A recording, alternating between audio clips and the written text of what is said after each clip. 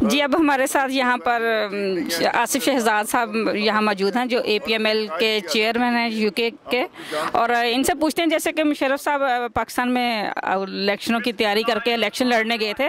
मैं इनसे ये पूछना चाहती हूँ कि मुशर्रफ साहब तो पहले भी हुकूमत जो 8 साल उन्होंने की, वो इलेक्शन लड़के तो नहीं की थी, अभी उन्हें ये कैसे एतमाद था कि वो पाकिस्तान में जाएंगे और वो इलेक्शन लड़ेंगे, क्योंकि पहले भी वो इलेक्शन लड़के वो हुकूमत में नहीं आए थे? जी, उसका मकसद यह है कि जब वो पहले भी आए थे तो उनका दौर आपने 8 साल इक़्तिदार देखा होगा, जो हमारी गरीब आवाम थी, जिस तरह उन्होंने पाकिस्तान को तरक्की दी है। आज वो जो बिज़नेस इतना डेवलप किया है, कंट्री को डेवलप किया, एजुकेशन को डेवलप किया, IT को डेवलप किया, सड़कें, रोड, और हमारी इस कौम को परवेज़ मुशर्रफ जैसा ही एक लीडर चाहिए था जो इस कौम को तरक्की दे सकता है। उसी वजह से परवेज़ मुशर्रफ साहब ने जब 5 साल देखा कि हमारी कंट्री का बेड़ा गर्क हो गया, तो उन्होंने ये फैसला किया कि हम पाकिस्तान में जाके, तो मैं उसी अपने झंडे को आगे लेके जाऊंगा ताकि अपनी इस गरीब आवाम की सपोर्ट कर सके और तरक्की दे सके। लेकिन ये बताइए कि जिस तरह वो अब वहाँ पर गए हैं और उन्हें सामना करना पड़ रहा है तमाम मुश्किलात का, तो अगर उन्होंने इलेक्शनों में हिस्सा लेना था तो वो पहले टाइम पे क्यों नहीं चले गए? नहीं, उसकी वजह यह है कि वो एक टाइम था उनका जाने का, जो अपना एक इंटरनेशनल, ज़ाहिर वो बिज़ी थे, लेक्चर दे रहे थे। उसके बाद जो ही वो फारग हुए हैं तो उन्होंने अपना इरादा कर लिया पाकिस्तान जाने का। तो पाकिस्तान जाने का मकसद उनका ये था कि इलेक्शन के ज़रिए, क्योंकि वो ही एक जमहूरी ज़ेर रखते हैं जिनकी वजह से आज मीडिया आज़ाद है। आज ये जो असम्बलियों के अंदर लोग बैठे हैं, मुशर्रफ साहब ही थे जिन्होंने इनको लोगों को परमिशन दी, वर्दी उतारी। उनसे बड़ा जमहूरी इंसान नहीं है कोई। तो ये जो जमहूरियत का एक लिबास पहन के कह रहे हैं कि हम जमहूरी मैन हैं, आपने उनका 5 साल इक़्तिदार देखा है कि उनकी जमहूरियत और परवेज़ मुशर्रफ साहब की जमहूरियत में कितना फ़र्क था।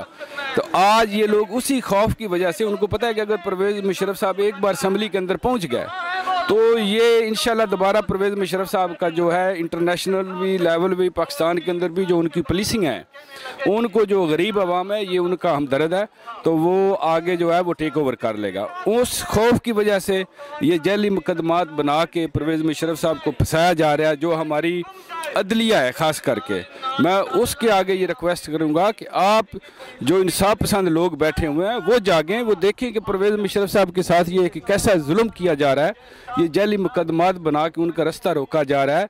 जो इंसान 10 साल 8 साल टेररिस्टों के खिलाफ लड़ा हो, आज उसी के ऊपर वो दफ़ा लगाई जा रही है, क्योंकि वो एक और सूट पहन के, वो जो तलिबान, वो जो टेररिस्ट लोग थे, वो एक लिबास अदलिया का पहन के अदलिया के अंदर आके बैठ गए हैं। तो उन्हीं लोगों ने ये परवेज़ मुशर्रफ साहब के लिए रास्ते में रुकावटें खड़ी कर रहे हैं। आप देख रहे हैं कि कुछ हमारे जो सियासी कायदीन हैं, ऊपर से आपको क्लीन शेप नज़र आएंगे, मगर नीचे से उन्होंने अपनी एक गिट की दाढ़ी रखी है। वही लोग इन तलिबान की सपोर्ट करके इनको इन जगहों पे बिठा के परवेज़ मुशर्रफ साहब को अदलिया से आउट करने की कोशिश कर रहे हैं। और हम इंशाअल्लाह ताला इनका ये लबाद, ये जो इन्होंने ऊपर एक कपड़े पहन के नया चेहरा लेके आए गए हैं, हम दुनिया को बताएंगे कि असल हकीकत में ये लोग टेररिस्ट हैं। परवेज़ मुशर्रफ जो थे वो एक गरीब आवाम, हम जैसे लोगों के, आप जैसे लोगों के हमदर्द थे, तो वो उन्होंने साबित किया अपने 8 साल इक़्तिदार के अंदर। इसी वजह से हम लोग आज यहाँ इकट्ठे हुए हैं कि इंटरनेशनल जो कम्युनिटी है उसको बताया जाए कि ये जुल्म हो रहा है, ज़्यादती हो रही है। तो इंटरनेशनल ज़ाहिर जब वो लोग आएंगे तो इंशाल्लाह पाकिस्तान के अंदर भी जो मुशर्रफ साहब के ख़ास करके चाहने वाले हैं, जो पढ़ा लिखा तबका है, जो समझते हैं कि मुशर्रफ साहब के साथ ज़्यादती हो रही है, तो इंशाल्लाह वो भी आहिस्ता आहिस्ता बाहर आएंगे। जी, बहुत शुक्रिया। Thank you.